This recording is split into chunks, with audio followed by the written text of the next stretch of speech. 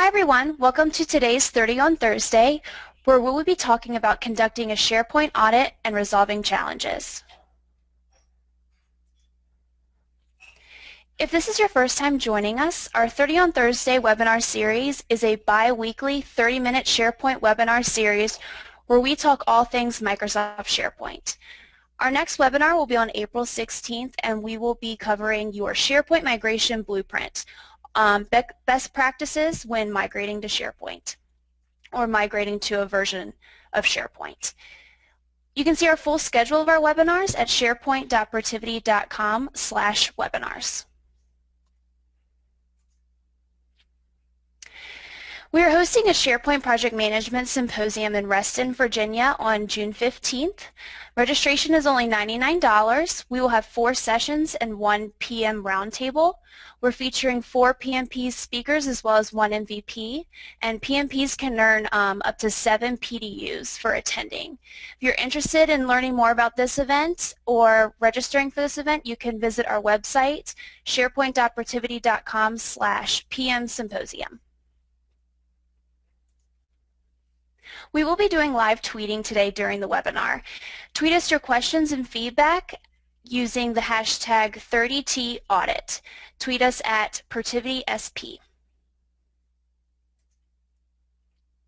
Today's session is being recorded. You can access the recording of this webinar and all of our past sessions on our website as well.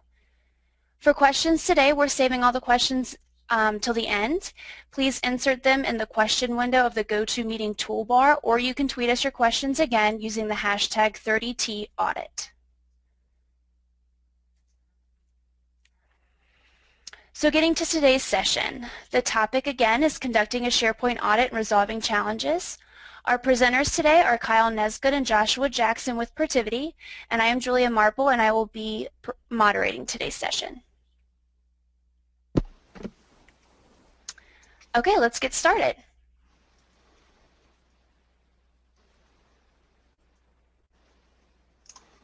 All right, thanks, Julia. Let me just get this going. Everybody see my screen all right?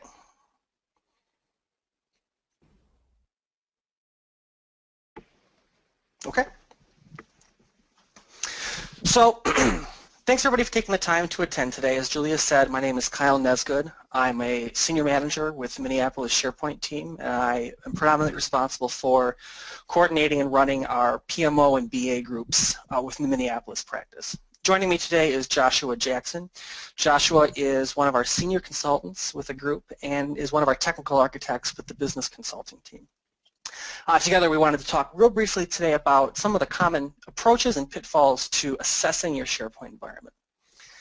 To get started, I wanted to talk through a little bit of a story that I came across about 2 months ago.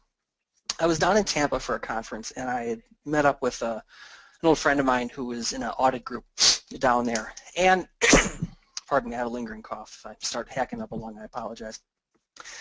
We were talking about how do you really talk to your business about SharePoint risk, right? We talked about SharePoint's one of those tools that once it's in the environment, unless you're really working on it day to day, sometimes it becomes part of the background noise. We don't always get the right visibility on it that we do if we're talking about a major ERP or Active Directory or something more visible. And so I said, pull out a napkin. And I had him write down 3 numbers, 79, 18, and 36. And I said, okay, what do those numbers mean? Of course, he had no background, no clue. And I said, well, I was reading something that came out of last year's SharePoint conference Microsoft hosted in Las Vegas, and those 3 numbers really stood out to me. 79. 79 is the percentage of organizations that responded saying that they keep sensitive data in their SharePoint environment. Okay, that could be anything from PCI-related data, employee information, business strategy, financials, the whole gamut of things that you don't want not only external people to have visibility to, but a lot of times you want to control how your internal employees look at it as well. The next number was 18, right? And 18 typically represents the percentage of respondents who said they had technical controls in place to prevent unauthorized access to that sensitive information. Right? Big gap. And it's illustrative in things like the Snowden breach, that these things exist, they're not always well thought about, and they're hard to articulate back to the business owners, right? And finally, 36, which represents the number of participants who did not have any SharePoint assessment or audit work done in their environment, right? 79, 18, 36. What does that mean in aggregate? Well, it means mayhem is everywhere. I know I've got some of my folks from Allstate on the line, and I apologize for stealing your ad, but I think it really does a great job in illustrating what can go wrong when these three things kind of are taken together, right? And we think of mayhem, by the way, we think of it internally in two ways. One, there's the mayhem that can be the result of a breach or a failure, right? It's a hard dollar value piece of mayhem. But equally important is the mayhem of not knowing what's going on in your environment in the first place, right? Not knowing what questions to be asking, not knowing what areas to be looking at, not knowing how the users are really feeling about the SharePoint environment and the adoption rates. So taking that all together, what do we do? Well, obviously, given today's topic, we're going to talk about an assessment. And it's important I'm saying assessment, not audit. I've been with Protiviti for 10 years. I've been doing a mixture of IT audit, IT consulting, and SharePoint over those 10 years. What I find with audit in particular is that unless you've got buy-in from both business users and the audit teams, you typically don't see a lot of great results coming out of assessment work, right? If it's too audit focused, we're really only focusing on the regulatory and compliance aspects, and sometimes it doesn't really help anybody improve the environment. And if we focus too much on the opportunities to enhance the adoption, the usability, we sometimes see that people get in trouble, they leave themselves exposed. So we obviously want to look at risk, right? We want to identify potential risks in the environment, but I think it's equally important to be thinking about how do we optimize our implementation? How do we squeak the last little bit of performance out of it? And really, what do we need to do to get end users on board, right? One of the things that we'll talk about here is the different types of assessment area that we typically see people get involved with. And about half of them are entirely focused on, do the users find value in the tool? Are they getting the right feedback to the right people? And do they understand what SharePoint can do for them? And so a large part of the assessment work also needs to be identifying where we as SharePoint professionals can be ambassadors of the tool, right? Can educate folks. So Josh Jackson and I have been working on SharePoint audits or assessment work for a while now, and it grew out of some performance health check activities that we've been performing, really helping organizations get that 30,000-foot view of where their footprint is, where their environment sits, what's installed, who's using things for what. And it was always a great way to identify some quick wins, right? It was a great way to identify things that could be tweaked for performance issues, things that needed to be closed up, out-of-the-box configurations that may not have been done appropriately. We got to thinking about 6 months back of really, we're hearing from our clients, from our partners in the field, from some folks we know in industry, that there are really other areas that seem to drive a lot more value back to the organization. And so we came up with these 5 buckets. And they're meant to be taken in a modular fashion, right? So you can do one of these a year. You could do just 3. You could do 5. The idea is that they all tackle a certain aspect of the SharePoint environment. And I won't drain the slide too much, but think of them broadly in 3 buckets. The performance health check, I think a lot of people get some great value out of, whether it's having somebody else come in or having their own architects really just take a step back and take a view of the environment. But then there's a risk approach and there's a reliability approach. Now, the risk approach are the things that, from my audit background, I know that are top of mind to a lot of executives, and that's really the governance and the privacy security aspects. Governance talks about alignment, right? How are we making sure that our business users, our executives are feeling like the SharePoint implementation was a great investment, is helping the business achieve its goals, and isn't just a drain on resources, right? And so that's the area where we talk a lot about how do executives feel, how do the users feel, what went right, what went wrong with assessments. That's where organizations will a lot of times have some of their BA or PM groups come in and do a walkthrough. Whereas the security and privacy piece are those really hard nuggets, right? Are configurations in the network appropriate? Are access reviews performed? Is there access control in place, right? And this is where security teams a lot of times get engaged to take a look at all the different complexities of a SharePoint environment, of a SharePoint install, and figure out, are we open to a Snowden-like breach? The other two areas really talk about reliability. And when I say reliability, I really mean it in two different terms, right? As an IT professional, as someone who's been doing this for the better part of a decade, I typically think of reliability in the CIA triad version, right? It's data integrity and availability. Do you have the right tools in place? Can people access your data appropriately? And if so, is the uptime appropriate? Are you meeting your service level obligations? But users don't think like that, right? People on the other end of the spectrum really think about reliability in the sense of trust. Do I trust that the environment is going to be there when I need it? Do I trust the information is accurate?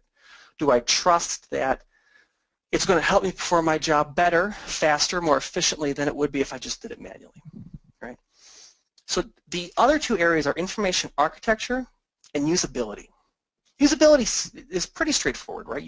You have someone with a user experience background come in, talk to your users, roll through your site, and get a feel for how many clicks does it take to get to the center of the nugget of information someone needs. What are we presenting to our users on our front page? How are we making sure that if there are sites that people need but can't find or can find but rarely ever use, that we're aware of that and we tailor the site as we find these things out? It's being proactive about managing the different aspects of the end user experience. And related to that then comes the information architecture. And of course this is the things like our content types, our metadata, things that we do behind the scenes so that when a user goes to search out key information, it's seamless, it's instantaneous, it's painless, right? And this is where a lot of organizations really struggle, is on these reliability topics. The number of folks that I've talked to that different groups like SharePoint better is what I hear, right? Oh, well, tax hardly ever uses this. Accounting hates the SharePoint thing. Really asking the next question of why and digging deep into usability and into information architecture solves a lot of those questions and really helps get more value for putting a SharePoint environment in place. So with that, I want to make sure that I let Josh have a couple minutes here to talk as well. Josh has been one of our senior architects helping me develop what do we do as an approach, right? How do we talk to people about where does an assessment fit into their environment? What can they do on their own or with help to really articulate value back to the organization? So Josh, turn it over to you. All right, thank you, Kyle. Yeah, so as Kyle mentioned, this is a high-level approach that we're recommending here, where you identify the assessment areas that Kyle just discussed. And really, one of the key takeaways from this slide is that for every one of those assessment areas, you need to pick and choose and tailor it to your specific implementation that you're assessing. For example, perhaps you've heard from users that navigation is an issue, so you want to focus on that, but you also don't want to ignore the other pieces such as usability, search and metadata that may go into the navigation issues that your users are experiencing. You also need to consider aspects of your specific environment, such as any third-party tools that you have. Maybe you want to take a look at how those are being used, if they're being used appropriately, or if there's a better tool out there that could replace them and provide more value to your users. So once you've made that selection of the assessment areas, you can go into a formal review process where you'll sit down, you'll look at the logs on the servers, tailoring that to, again, back to the areas you're targeting. You should definitely sit down with people that are there using the system every day, get their feedback on it. Honest, sometimes it's going to be brutal, sometimes it's going to be great. It's important to keep all of that in mind and allow everybody to have the ability to express that, because you never really know what will come out of that. And once you've gone through your review, you can take these results, you can analyze them, and you can come down with a report that shows the strengths and the gaps that are within your SharePoint implementation, and really highlighting the ability to find some quick wins, to find aspects of SharePoint that can be quickly improved upon to provide real value for your users. So that's kind of a high-level recommended approach. Kyle, if you could go to the next slide. This is a sample deliverable from an assessment, and really what we're trying to communicate here is that you can prioritize the issues that have been encountered across various themes and obviously different priorities within them. And then if you can kind of put it on a heat map where you can quickly identify how many high impact, low effort items there are out there, and maybe that's what you focus on, or if there's some high impact, high effort, maybe those get a little more focus to maybe you take the approach of building a project out of them. But we really could spend all day talking about just these themes alone. Kyle and I kind of wanted to share just a couple of war stories related to these themes that we've seen. So I've picked two. The first one is performance, and as Kyle mentioned, reliability is something that's key to users, and especially in this day and age, speed is something that users expect more and more, either from a mobile device or just the responsiveness of the website that they're on. And quite frankly, if a user hasn't had exposure to another SharePoint implementation and there are performance issues, they may just attribute that to SharePoint. Whereas there may be things such as adding more RAM to servers or just different configurations on a technical end that you can do to definitely improve the speed of your SharePoint implementation. But you wouldn't know that users are encountering these issues and being frustrated by them unless you perform an assessment like this. So I actually have an example of this where I had a client that I had been working with. We had developed automated business processes for a couple of their departments, and it turned out after a couple of months that most of their users were actually reverting back to the manual process. When we really started to dive into what was causing this, it came out that the system was just too slow for them. It was taking too long for their forms to load and for them to save them back to the system. And so users were just reverting to a manual process of routing papers around and circumventing the system. So once we were able to identify this issue, we were able to get in there, make some improvements on the system, and that resulted in a direct and immediate impact on user adoption and really driving people to embrace the system more. And the other theme that I'd like to discuss is user adoption. This is probably the most complicated theme on this list because it is very subjective. Different users appreciate different things about implementation, but it's really important to call out kind of which of these issues are related to some of these other themes and which one is really truly related to adoption of the system. What could possibly be blocking users from really embracing SharePoint as a business application.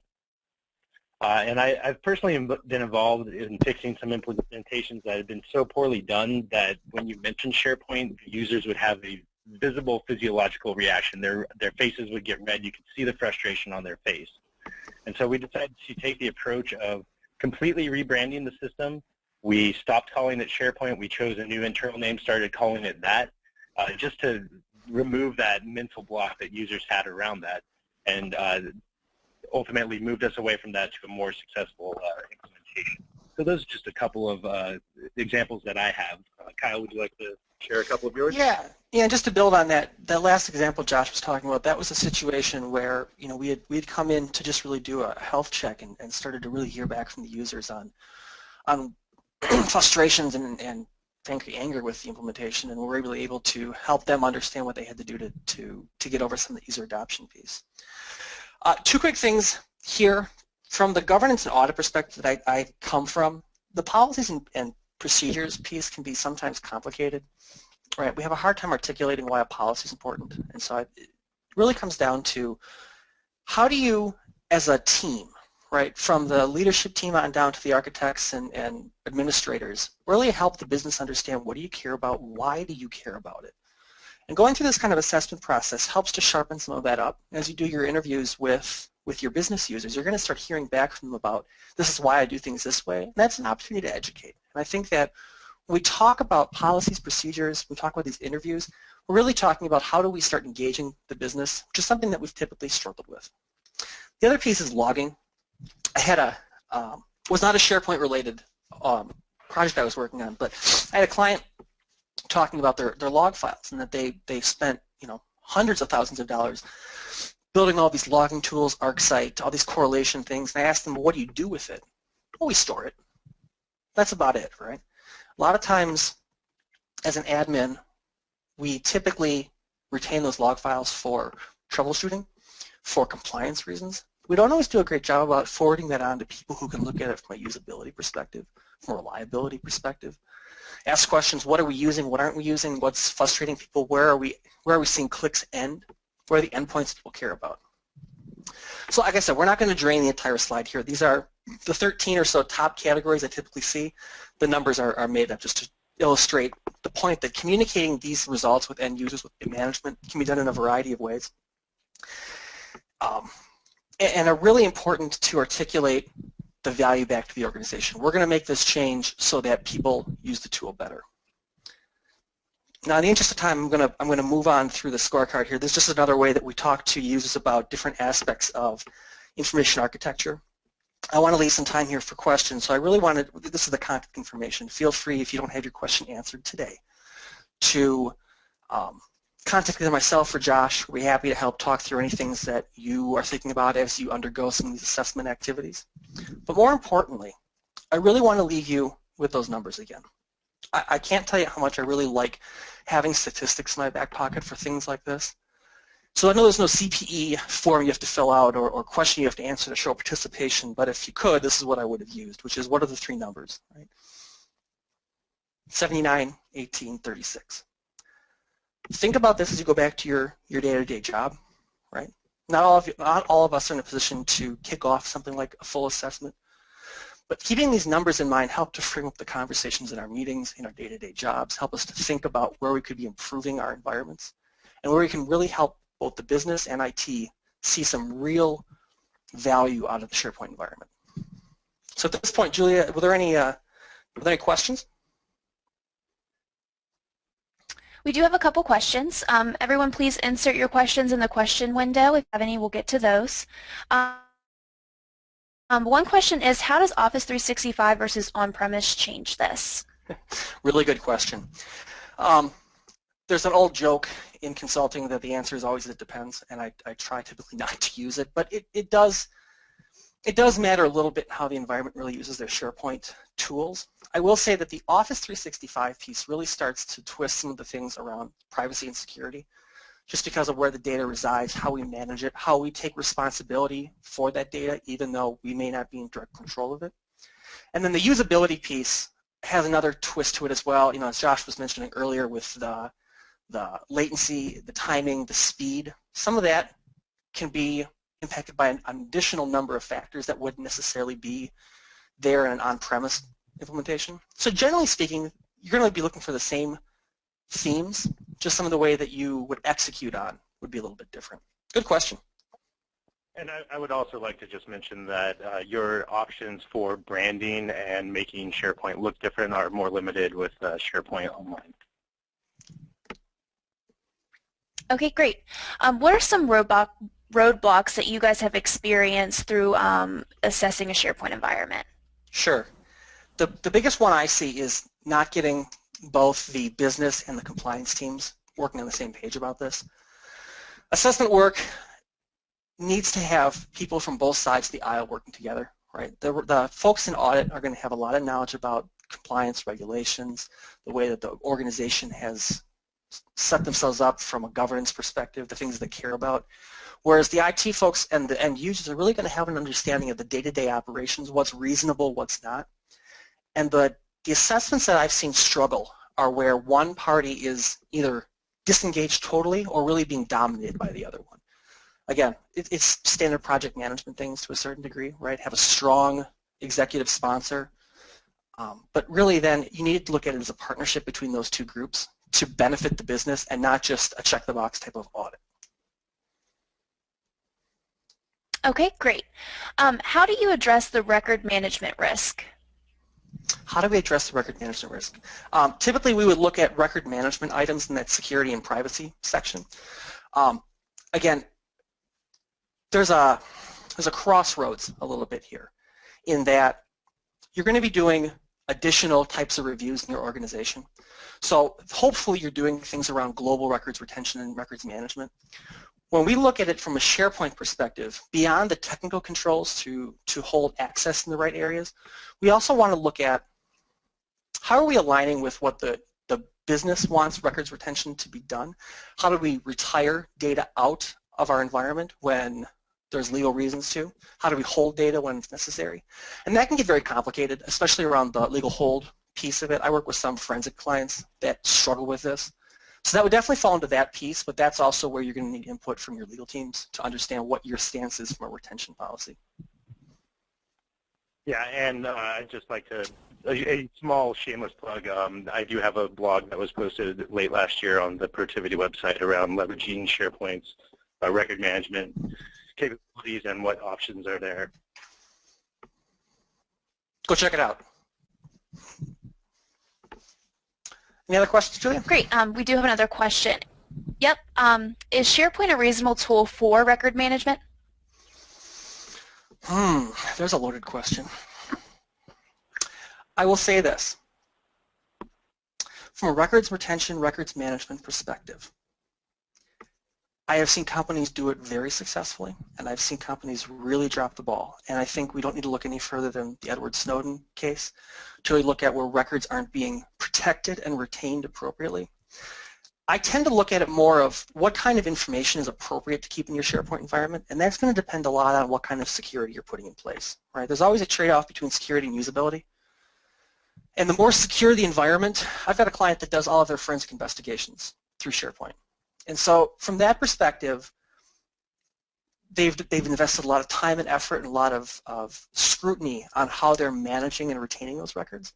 Whereas other organizations who use it more for a front-end sales business or a collaboration tool, they have record retention policies in place and record management policies in place within their firm that'll say you can or cannot put this kind of data in there. And then that's where you get into the whole kind of sphere of DLP and data scanning tools to really start looking for those kinds of things as a proactive measure. So again, it really depends on where you want to go with your SharePoint environment. Like I said, I'm sure that Josh has some additional color he'd like to add. Yeah, I mean, I completely agree that it really depends on your company's approach as far as what they want to do with sensitive information. And, you know, a lot of that really does depend on the implementation that you have. If your company is, you know, it has invested in making sure that the server is secure and encrypted databases, then yeah, I mean, it's definitely a great option for that, especially with the improvements to document management they have with the newest version of SharePoint with records management in place. Makes it a lot easier for users to lock down documents, make sure that they're secured for the company, but they're still easily accessible to the people that need access to them. So it, yeah, as Kyle said, the old joke is it depends, but I mean that really is the case here. It really does depend on your company's approach and how they've decided to secure information. Okay, great. That is all the questions we have today, and we are right at the top of the hour, so perfect timing. I want to thank Kyle and Joshua for joining us today and for presenting such a great presentation. Thank you all for joining us today. Again, you can access the recording of today's webinar on our website, sharepoint.protiviti.com. If you have any further questions, please feel free to follow up with Joshua or Kyle. And that will be it for today. We'll see you all in 2 weeks where we will be talking about SharePoint migration. Have a great day.